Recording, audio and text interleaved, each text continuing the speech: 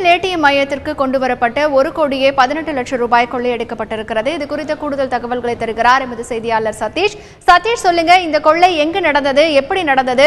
கொள்ளையில் ஓட்டுநரே ஈடுபட்டிருப்பதா சொல்லியிருக்காங்க, அவருக்கு யாரும் உதவி பண்ணியிருக்காங்களா? அதாவது இன்று மதியம் கோடம்பாக்கத்திலிருந்து தனியார் பேங்க் ஆஃப் பரோடா என்ற வங்கிக்கு வந்து கோடம்பாக்கத்தில் 2,29,00,000 பணம் வந்து ஒரு வண்டியில கொண்டு வந்திருக்காங்க ஏடிஎம்ல நிரப்புறதுக்காக. இது வந்து டிரைவர் இசக்கிமுத்து வண்டியை ஓட்டி வந்திருக்காரு. அதோட கூட பாபு, சதீஷ்குமார் இவங்க 2 பேர் வந்திருக்காங்க. ஒரு செக்யூரிட்டி கன்மேனும் கூட வந்திருக்காரு. முதல்ல அடுத்த வேலை பஞ்சு இவங்க வந்து ஒரு 10 ஏடிஎம்ல வந்து பணத்தை நிரப்பிட்டு இருக்காங்க. மீது வந்து அந்த வண்டியில வந்து 1,18,00,000 மீதி பணம் இருந்திருக்கு.